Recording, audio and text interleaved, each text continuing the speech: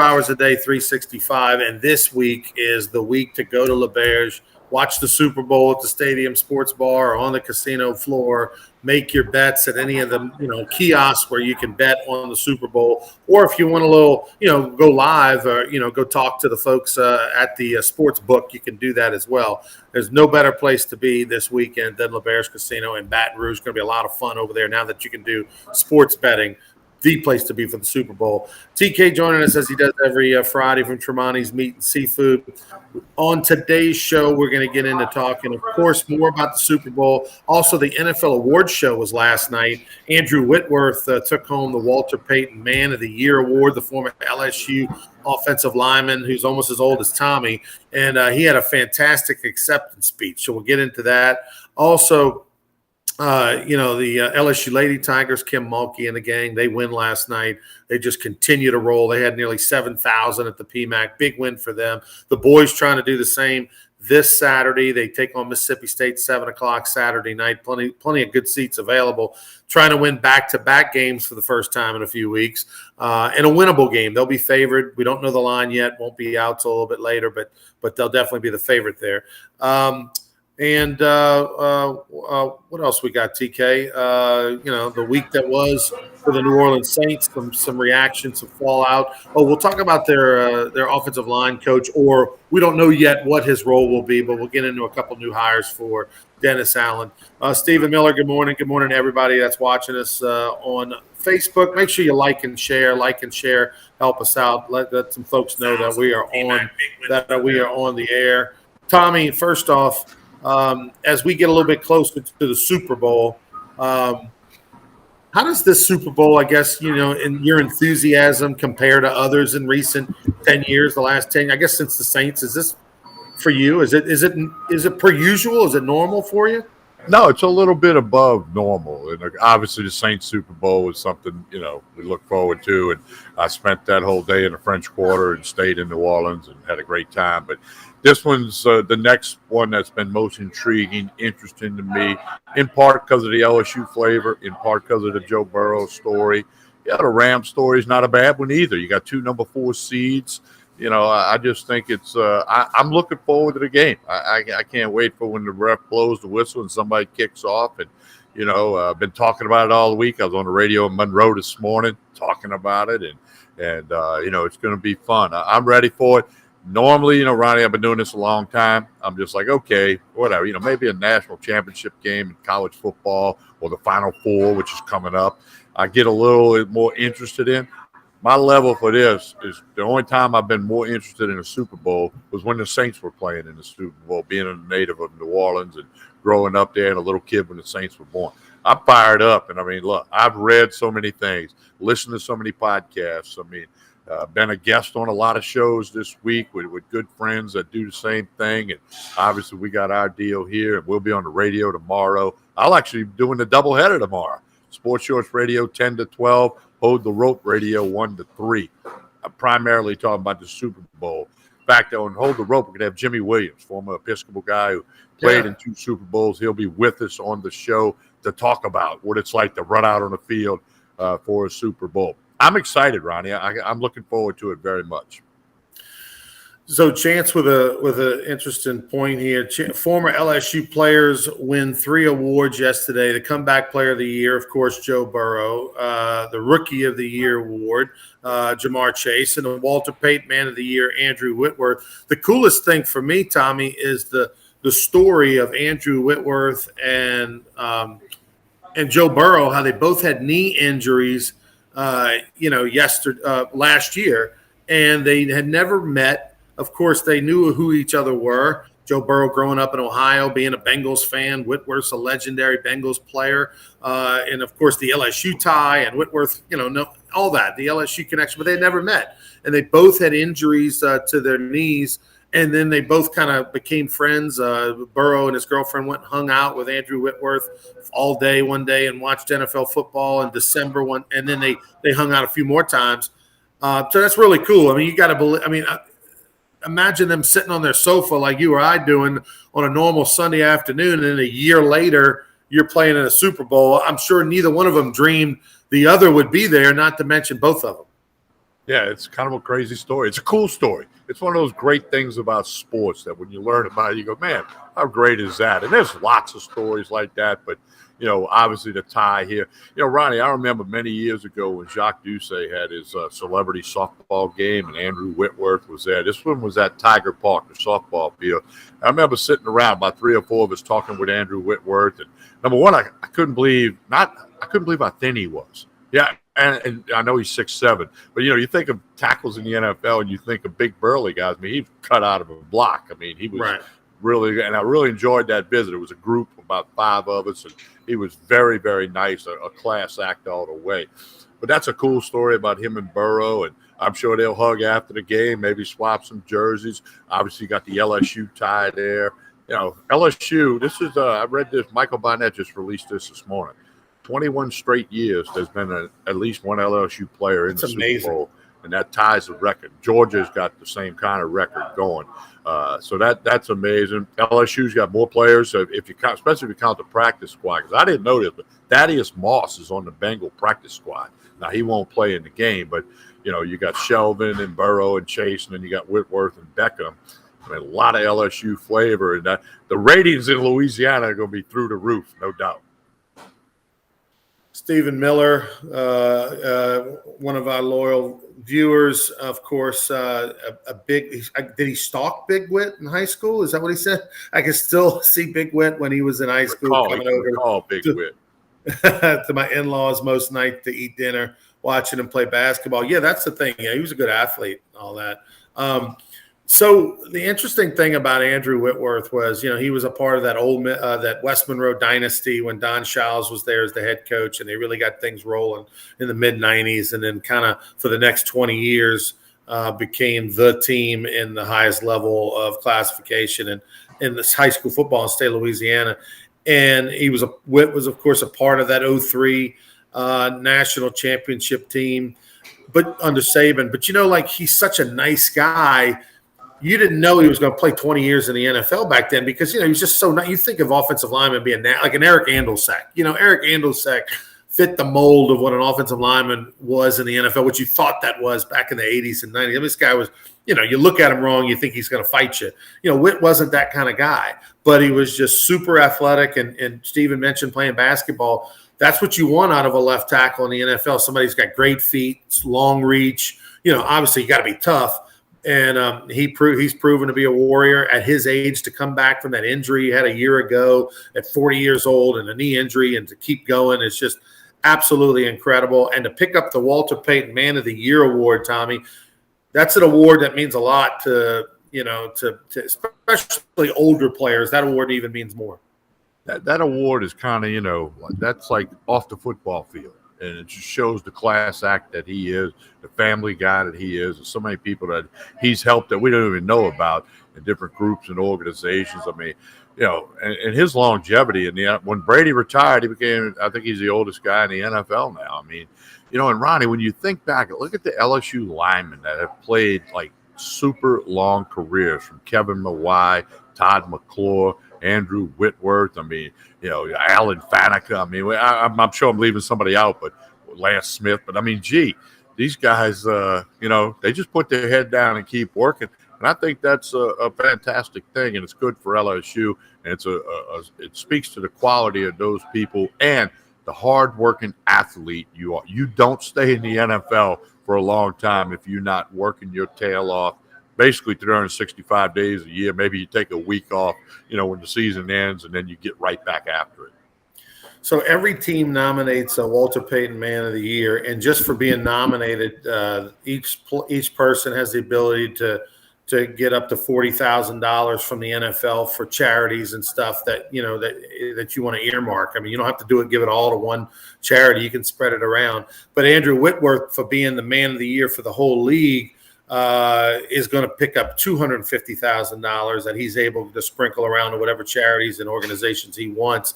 And you've had Tyrann Mathieu win the award. I mean, it's really, really cool. Tyrann's story, of course, is amazing. The redemption for his career, but LSU's produced some people, man, that really have given back and cared. You can talk about a Whitworth, talk about a Tyrann Mathieu, who not only won the award, donated $1 million to LSU. Patrick Peterson donated money to LSU. Corey Webster has wrote a big check. The former St. James cornerback.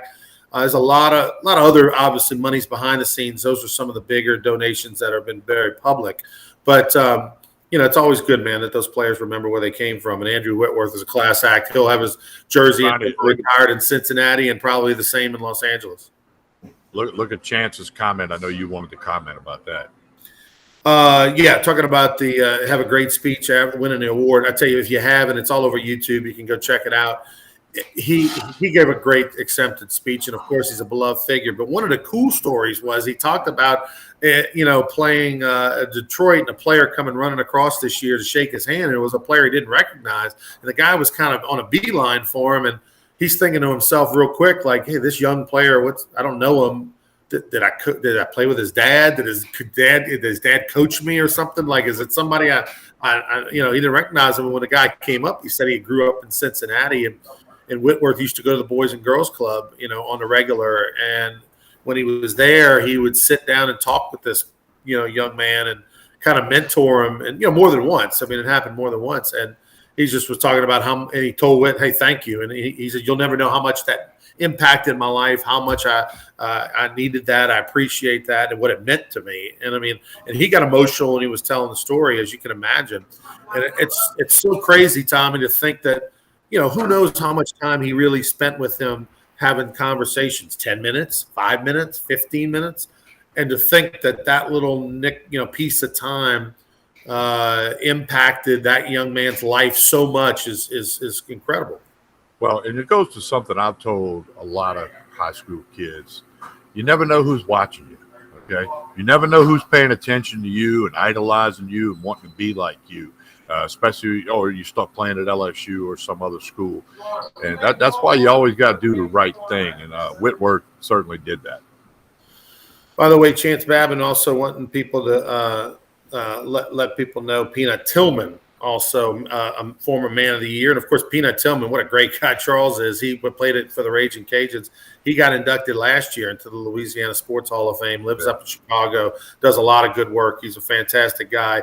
One thing I want to point out, speaking of Louisiana Sports Hall of Fame, Sam Mills, who's in the Louisiana Sports Hall of Fame, the former Saints linebacker who passed away too young, inducted going in next year into the Pro Football Hall of Fame this next coming August. That is fantastic, man. There's a lot of Saints fans been pushing for Sam Mills to the Hall of Fame for years. And I want to say this. Ken Trahan wrote an article late last night at CrescentCitySports.com about Sam Mills on the field, off the field. Ken and he had become very close before Sam got sick. If you're a Sam Mills fan, you need to go to CrescentCitySports.com and read Ken Trahan's article. It's a tearjerker, but you need to read it.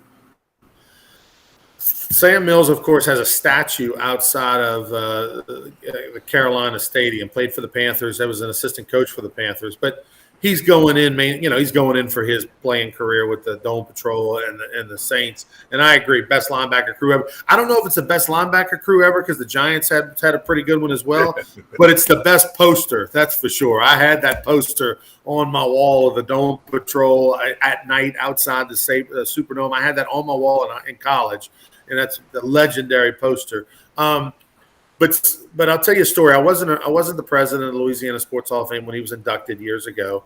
But Doug Ireland told me this story. Sam Mills, when he got inducted, the Carolina Panthers, flew in. Some brass flew in from Carolina to come be there. And that's all you need to know. That's all you need to know what he's thought of. To receive a state award somewhere else, and they did the same for Jake Delhomme as well. I mean, that's how much the Carolina Panthers organization appreciated those guys, Jake Delhomme and Sam Mills. So happy for Sam that he's going to go in. That's another New Orleans Saints Hall of Famer. He joins Ricky Jackson. He joins Willie Roaf. So 3 Pro Football Hall of Fame. Well, Morton Anderson as well. Morton Anderson. So that's 4. And Ronnie, as I grew up as a youngster, I mean, that was almost like are they ever going to have a Hall of Famer? Right. And that was a topic. Once or twice a year, one of the sports writers in New Orleans would write about that. And then Ricky Jackson was the first, if I remember correctly. And then Anderson and Rofe, and now Sam Mills. And that's really, really cool, and speaks to the Saints' history.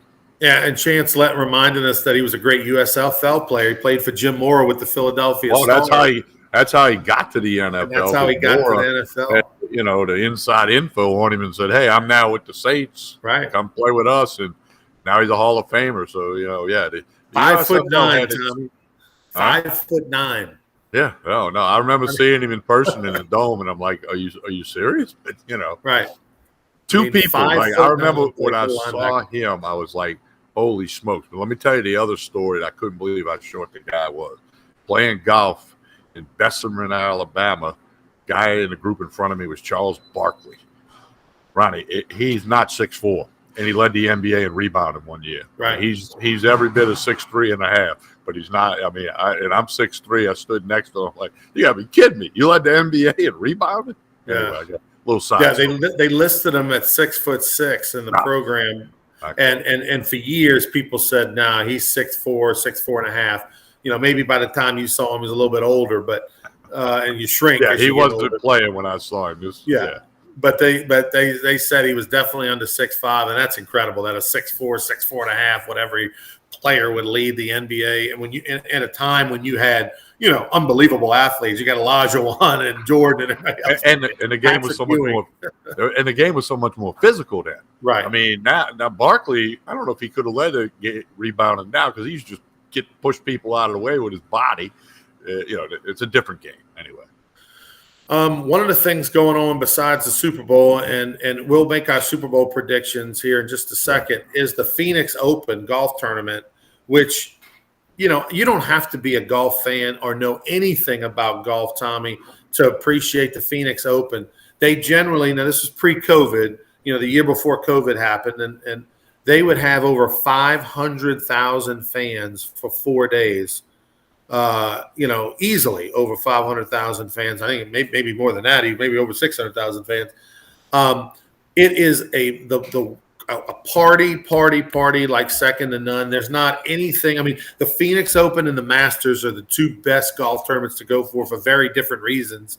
And that's going on this weekend. I got a lot of friends that are there. I've been before. That 16th hole where they'll have 30,000 people or whatever are on that par 3, and they're yelling and screaming. It's drunk and throwing things. I mean, it's unbelievable. Glad to see it's back and having a good time, and there'll be a lot of people there this weekend. No, I watched some of it yesterday on TV, and the 16th hole is like a minor league baseball stadium, and better than most minor league baseball stadiums, because now they completely surround the hole. Years ago it was all by the green, and then they came up the side.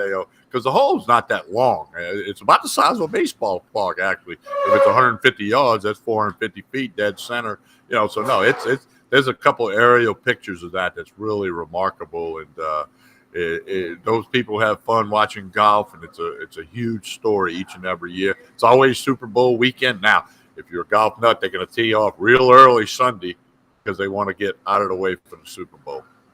By the way, put a little money on Sam Burns. I think you put a little money on Sam Burns every tournament. You're going to get good value right now because he's still somewhat unknown, but he's one of the top players out there. Chance Babin, asking you, Tommy, did Barkley have the yips when you saw him playing golf? Of course he did, right? It was horrible, and I saw him throw 2 clubs. He was in a group in front of us. I saw him throw clubs. He was banging them on the ground. I would have played him for $500 a hole that day. That's how bad he was. I've been to the Phoenix Open before. The coolest thing about the 16th green, Tommy, is they're completely surrounded, and you're in your box or whatever when you're watching. What happens is the groups come up in threes, and so let's say it's Ronnie, Tommy, Bobby. And what you do is everybody in your box, let's say it's 12 people, 13 people, whatever it is, everybody puts up $1. Each time a group comes through, everybody puts up $1, and then everybody picks which of the 3 they think is going to be closest to the hole. Because they actually, on the giant scoreboards, show you, hey, this guy's 6 feet, this guy's 7 feet, this guy's 8 feet, whatever from the hole. And so people come up and before they ever tee off, go, okay, give me Ronnie, oh, give me Tommy, give me Bobby. And so you're betting every time a group comes through. And it's fun, man. It's a lot of fun. Years ago, before they had the grandstands, Lee Trevino made a hole in one there. And they had a lot of people in the hole. And like the reporter grabbed him, like walking towards the 17th tee, and said, what about that hole in one? What do you think? He goes, well, that's where I was aiming.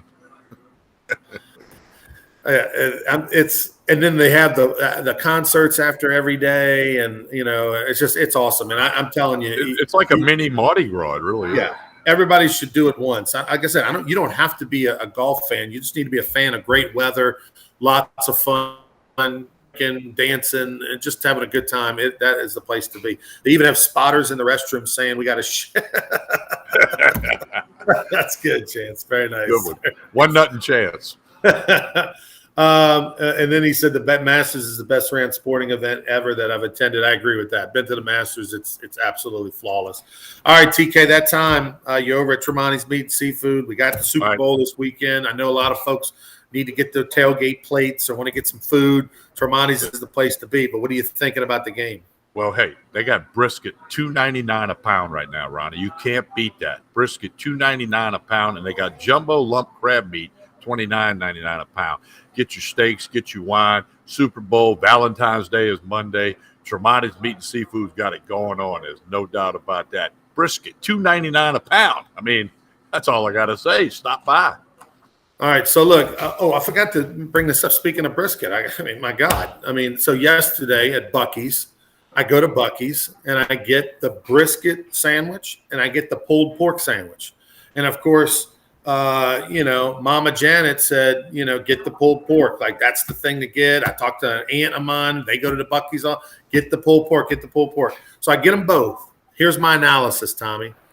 At the end of the day, gun to the head, got to make a decision, one or the other. I'm going brisket sandwich. And here's why. Okay. They both are very good. Like, I give the pulled pork an A-, and I give the brisket probably an A-. I mean, it's neck and neck. But for me personally, I'm not a giant barbecue sauce guy.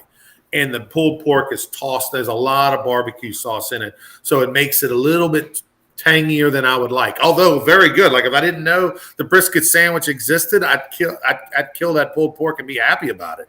But when you give me the brisket, it doesn't have much barbecue sauce on it. You get to taste the real meat. It's very good brisket, which I like. I know it's going to make people not be happy, but I put a little mayo on it, put a little mayo on the brisket sandwich. It's fantastic. So you can't go wrong with either one. But for me personally, I'm going brisket sandwich when I go to Buc-ee's.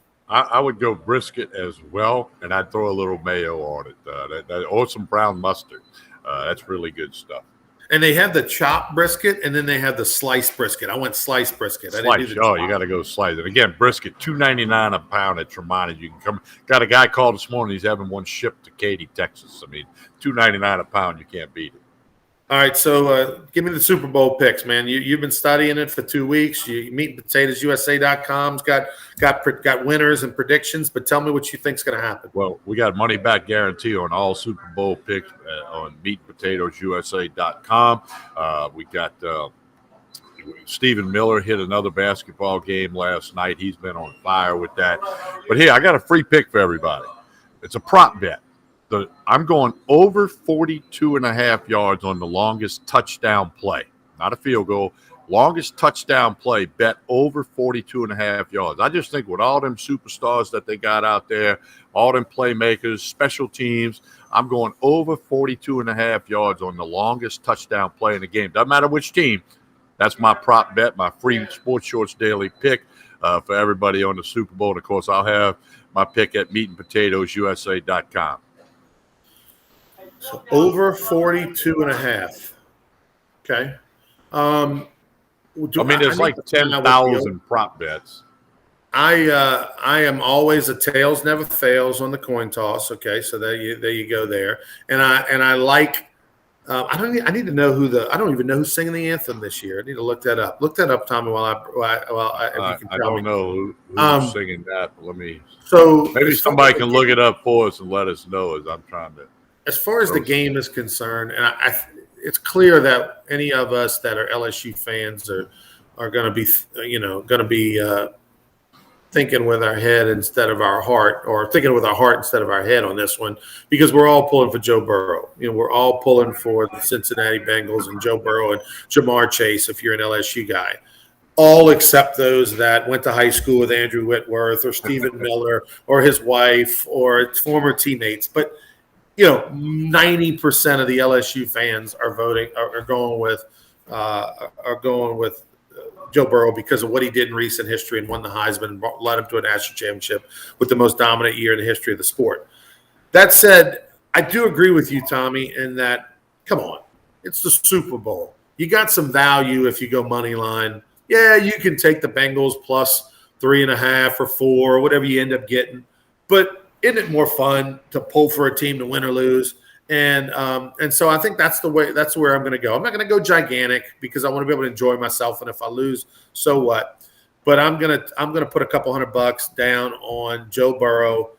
Take that plus 165 or however. It's 180 now. It's plus 180. Okay, I'm on it now. It was plus 180. Yeah. So, I'm going to throw a couple $100 down on Joe Burrow and hope I almost double my money and have a little fun with it, because I do believe in somewhat in seasons and teams of destiny and all that. Look at the Philadelphia, Eagles a couple years back with Peterson and Nick Foles and all that. They were a team of destiny, and it all came together. And the fact that they won a game where they got sacked 9 times, their quarterback survived, and they still won, and the fact that they had maybe the best kicker in the NFL, and I just – it might be their year, Tommy. And at the end of the day, who do you trust more, Stafford or Burrow? And I trust Burrow more. I'm going against what my head is telling me, which is that defensive line is fantastic. That's how the Giants won 2 Super Bowls when they weren't as good a team. They had the best defensive line over the Patriots. I should be going with the defensive line, but my heart wants to pull for Jamar Chase and Joe Burrow, so I'm going to do it. Put a couple $100 down on it. Well, a couple of things. One, I look at the Bengals defense and what they did to Mahomes in the second half. Okay, I think Mahomes is better than Stafford, right? So I think they could shut Stafford down. I think I've said this all week, said it on the radio in Monroe this morning. Keys to the game are Cam Akers and Joe Mixon. Whichever running back is the most effective, that team's probably going to win. I know there's all talk about Burrow and Stafford, but that's 2 good running backs, Akers and Mixon. Both teams have great field goal kickers. McPherson, the Florida Gator guy for the Bengals, he's never missed in the postseason. Never missed. Right.